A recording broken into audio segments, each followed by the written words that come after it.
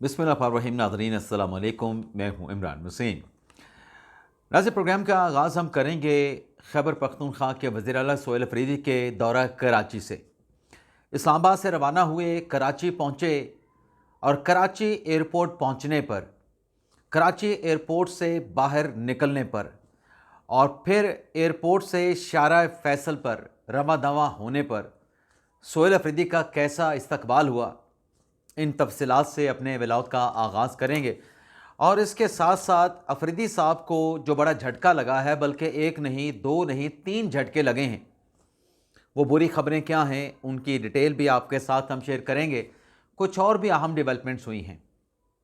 गोली की बात हुई है कि पहले गोली फिर सवाल, हकीकी मालकान ने किसको ख़बरदार किया है, इस खबर की तफसीलात पर भी आगे चल के बात करेंगे। मरियम नवाज़ ने एक कदम पीछे हटने का फ़ैसला किया है, यह क्या मामला है इसकी तफसीलात भी आप नाज़रीन के साथ हम शेयर करेंगे। लेकिन व्लॉग का आगाज़ करने से पहले आपसे दरख्वास्त के चैनल को सब्सक्राइब कर लें, बेल आइकॉन का बटन प्रेस करें। वीडियो पसंद आए तो इसे लाइक और शेयर ज़रूर कर दीजिएगा। नाज़रीन, अफरीदी साहब रवाना हुए, किस्सा मुख्तसर, कराची एयरपोर्ट पे पहुंचते हैं। सिंध काबीना के रुकन वज़ीर जनाब सईद गनी साहब अफरीदी साहब का इस्तकबाल करते हैं। बड़े अच्छे मनाजर होते हैं, उनको हार पहनाए जाते हैं। अफरीदी साहब को सईद गनी की जानिब से सिंधी अजरक पहनाई जाती है, उनको वेलकम किया जाता है। अफरीदी साहब उसका शुक्रिया अदा करते हैं। अब ये सवाल ये पैदा होता है कि पंजाब में ऐसे मनाजर क्यों देखने को नहीं मिले। तो उसकी कुछ वजूहात हैं। ये जो शानदार इस्तकबाल हुआ, ये उसी एपिसोड का नतीजा है या कॉन्सिक्वेंस है जो कुछ पंजाब में हुआ। जो एक्टिविटीज़, जो हैपनिंग, जो डेवलपमेंट्स पंजाब में होती रही अफरीदी साहब के दौरा पंजाब पर, उसके बाद ये अच्छे मनाजर, ये मतलब आंखों को अच्छे लगने वाले मनाजर आपने देखे। एक तो गए थे एयरपोर्ट्स पे, एयरपोर्ट से गए, जहाज़ से उतरे, वहाँ पर इस्तकबाल हुआ। पंजाब में जो उनकी रवानगी थी ना अफरीदी साहब की, वो गाड़ियों का काफिला लेके गए थे, बाई रोड गए थे। और फिर रास्ते में जो शफी जान साहब ने अल्फाज इस्तेमाल किए कि हमें रफ़ा हाजत के लिए मोहसिन नकवी करने दें, अभी लाहौर नहीं पहुँचे थे, और भी कुछ ऐसे वाक़यात हुए। और फिर जो एक तावन था जो कि तमाम डिटेल्स देनी थी, हालांकि सिक्योरिटी तो बहुत फराहम की गई, भरपूर सिक्योरिटी अफरीदी साहब को फराहम की गई, लेकिन आपस में जो तकरार थी, जो नुक्ता चीनी थी, वो चलती रही। पंजाब असम्बली में जो तकरार का, धक्कम पील का जो वाक़या पेश आया, हुल्लड़बाजी का जो वाक़या पेश आया, उसकी एक वजह जो इन्फॉर्मेशन थी, जो सिक्योरिटी के एहलकार थे, उनको वो तमाम तर डिटेल्स, गाड़ियों के नंबर, जिन लोगों के नाम दिए गए, उनके शनाख्ती कार्ड नंबर, उनकी तस्वीर या जो रेक्विजिट डिटेल थी, वो फराहम नहीं की गई थी। लेकिन बहरहाल अफरीदी साहब का एयरपोर्ट पे इस्तकबाल हुआ। एयरपोर्ट के बाहर पीटीआई के कारकुनान ने इस्तकबाल किया। एयरपोर्ट से निकले, शारा फैसल पर मुख्तलिफ मकामात पे पीटीआई के कारकुनान ने इस्तकबाल किया। लेकिन कितना बड़ा क्राउड था इस्तकबाल के लिए, ये शो कितना कामयाब, कितना नाकाम रहा, इस पर फ़िलहाल जो है कुछ कहा नहीं जा सकता। उसकी वजह क्या है?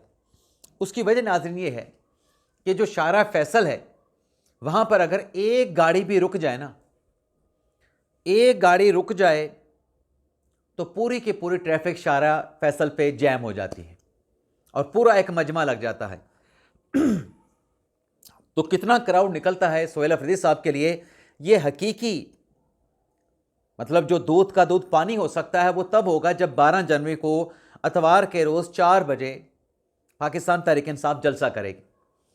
अब जहाँ तक जलसे की बात है, जना बाग में 25 लाख रुपए की फ़ीस तो जमा करा दी है पाकिस्तान तहरीक इंसाफ ने, लेकिन जो इजाज़त है फ़ीस जमा कराने के बावजूद, जो सिंध के तहरीक इंसाफ के रहनुमा हैं, उन्होंने 25 लाख रुपए का जो पे ऑर्डर है वो बागे जना इंतज़ामिया को जमा करवाया है, जिसमें 20 लाख रुपए जलसे की फ़ीस है, 5 लाख रुपए सिक्योरिटी डिपॉजिट है, और ये fees secretary general secretary Karachi PTI Arsalan Khalid ने जमा करवाई है। अब मज़ार की जो कायद की जो इंतज़ामिया है, उसने पे ऑर्डर वसूल किया, बाज़ाब्ता इजाज़त लेके इंतज़ामिया का इजाज़तनामा दरकार होगा, यानी सिक्योरिटी क्लियरेंस। ये जो इजाज़त है फ़ीस जमा जो कराई गई है, लेकिन इजाज़त सिक्योरिटी क्लियरेंस के साथ मशरूत होगी। इसी के साथ साथ तहरीक इंसाफ के कुरंगी के एक रहनुमा थे, उनकी तरफ से भी सोहेल अफरीदी साहब के एजाज़ में कुरंगी रोड पर जो है एक जलसे का एहतमाम करने का फ़ैसला किया गया था और इस सिलसिले में इंतज़ामिया को एप्लीकेशन दी गई, लेकिन इंतज़ामिया ने कुरंगी रोड पे सोहेल अफरीदी साहब के जलसे की इजाज़त नहीं दी, उस दरख्वास्त को रद्द कर दिया।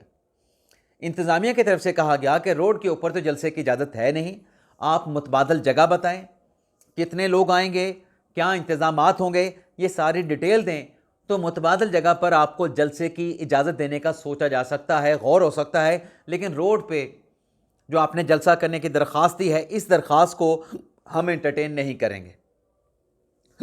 तो एक ये डेवलपमेंट भी हुई है। दूसरा नाज़रीन ये हुआ है कि जो चैम्बर ऑफ कॉमर्स कराची ने मदऊ तो किया था अफरीदी साहब को, लेकिन कल एक लेटर जारी हुआ जिसमें यह कहा गया कि कुछ नागुज़िर वजूहात की बिना पे अब ये इवेंट जो है जिसमें अफरीदी साहब ने चैम्बर ऑफ कॉमर्स में जाकर खिताब करना था, उसको पोस्टपोन कर दिया गया था।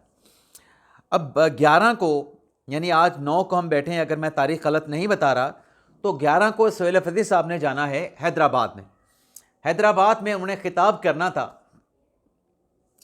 Hyderabad high court bar association से। अब Hyderabad high court bar association ने भी अफरीदी साहब को खिताब की इजाज़त नहीं दी। उसकी वजह क्या है, उसकी डिटेल ये सामने आई है, जो कि अफरीदी साहब के लिए, तहरीक इंसाफ के लिए बुरी खबर है, एक झटका है, सियासी झटका है।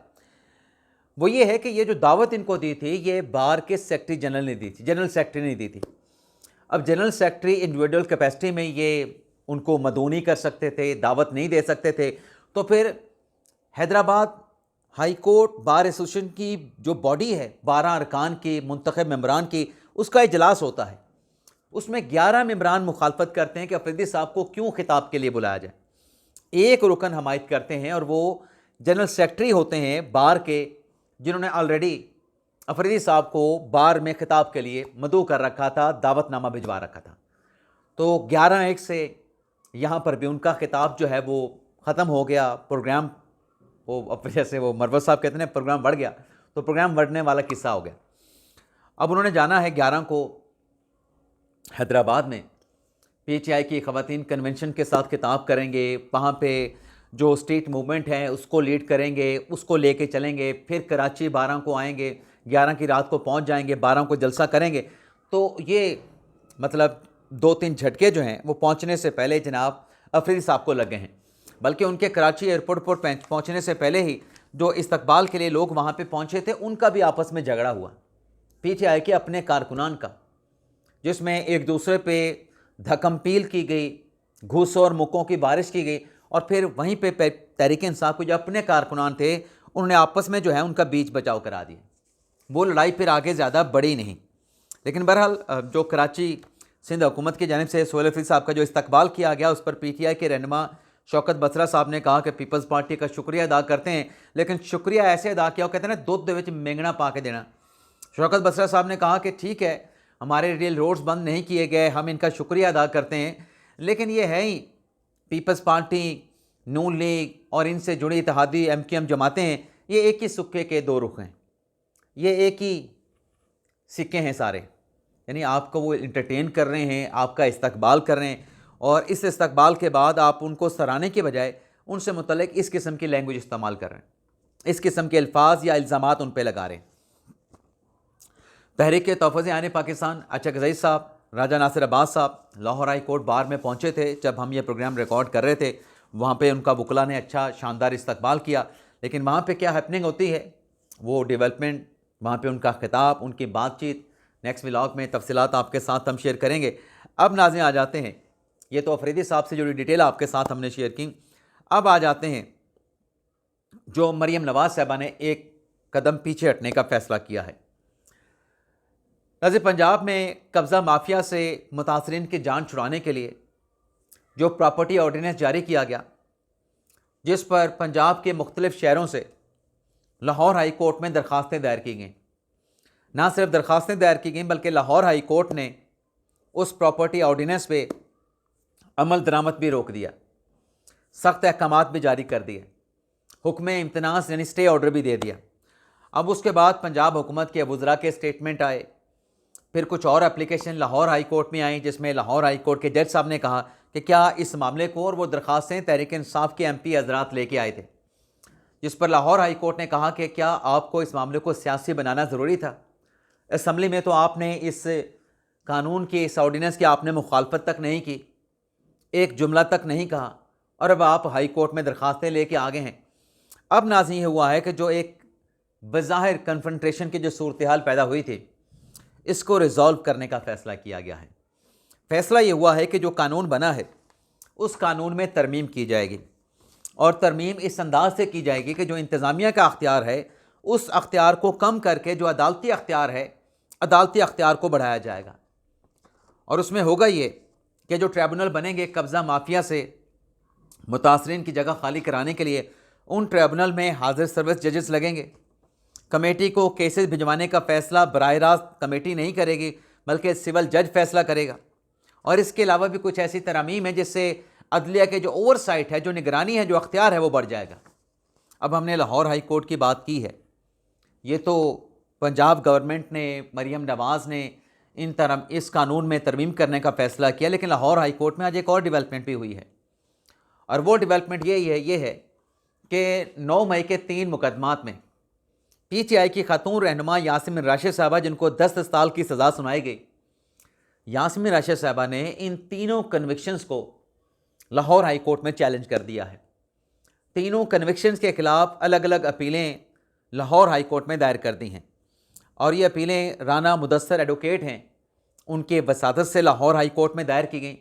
और इन अपीलों में इस्तदा ये की गई है कि एक तो हक़ाइक़ के बरक्स जाके, यानी हक़ाइक़ के बरखिलाफ़ जाके ये फ़ैसला दिया गया है और हक़ाइक़ को परखा नहीं गया, सियासी इंतकाम का निशाना बनाया गया है। दरख्वास्त में कहा गया है, अपीलों में कहा गया है कि एक तो इन अपीलों को फ़ौरी तौर पे समाअत के लिए मुकर्रर किया जाए। ना सिर्फ अपीलों को समाअत के लिए फ़ौरी तौर पर मुकर्रर करने की इस्तदा की गई है, बल्कि ये भी कहा गया है कि जब तक इन अपीलों का हतमी फ़ैसला नहीं हो जाता, अपीलों पर हतमी फ़ैसला होने तक जो सज़ाएँ सुनाई गई हैं, मेरी क्लाइंट यास्मीन राशिद साहबा को वकील राना मुदस्सर उमर साहब के मुताबिक उन सज़ाओं को सस्पेंड किया जाए, और सज़ाओं को सस्पेंड करके मेरी क्लाइंट यास्मीन राशिद साहबा को ज़मानत पे रिहा किया जाए। अब ये अपीलें लाहौर हाई कोर्ट में फ़ाइल हुई हैं, तो देखते हैं इन अपीलों पे फिक्सेशन कब होती है, कौन सा बेंच बनता है, और जब बेंच बनेगा, जब फिक्सेशन की तारीख आएगी, तो फिर देखेंगे क्या अदालती कार्रवाई होती है। इन अपीलों पे अदालत फर्दर क्या ऑर्डर जारी करती है। लेकिन इसके साथ साथ नाज़रीन एक और ख़बर भी है, जो कि हमारे थंबनेल की पहली टॉप स्टोरी है कि पहले गोली और फिर सवाल, हकीकी मालकान ने ख़बरदार कर दिया। ये नाज़रीन मामला अमेरिका से जुड़ा है। सदर ट्रंप साहब ने जो कहा ग्रीनलैंड के मामले पर, अब उस पर यूरोप के 7 ममालिक की तरफ से कहा गया कि ये डेनमार्क की प्रॉपर्टी है, डेनमार्क की टेरिटरी है। लेकिन JD वैंस ने कहा कि जो यूरोपियन ममालिक हैं इस पर रायज़ानी ना करें, अगर इस पर बात की गई तो अमेरिका बराह रास्त जो है वो कार्रवाई भी कर सकता है। लेकिन अब ये हुआ है, अमेरिका का एक और स्टेटमेंट भी आता है जिसमें ये कहा गया था कि इसमें कोई कार्रवाई वाली बात नहीं, ये परचेजिंग के हवाले से सोचा जा रहा है। पहले बात ख़रीदारी से मुतल्लिक़ की जाएगी, और अगर इस मामले को नज़रअंदाज किया जाता है, इस पर तवज्जो नहीं दी जाती, तो फिर ये एक सिक्योरिटी कंसर्न बन सकता है। सिक्योरिटी पराए में ग्रीनलैंड है उस पर तवज्जो, वहाँ पे चीज़ों पे फोकस करने की ज़रूरत है। लेकिन अब डेनमार्क की खातून वज़ीर दिफ़ा हैं, उनकी तरफ से बड़ा वाज़ेह जवाब दिया गया है, बल्कि स्टेटमेंट दिया गया है, जिसमें यह कहा गया है कि अगर कोई स्ट्राइक की जाती है, कोई जारियत की जाती है, तो जो डेनमार्क की फ़ोर्सेस हैं वो अहकामात का इंतज़ार नहीं करेंगी, वो फौरी तौर पे रिस्पॉन्स करेंगी।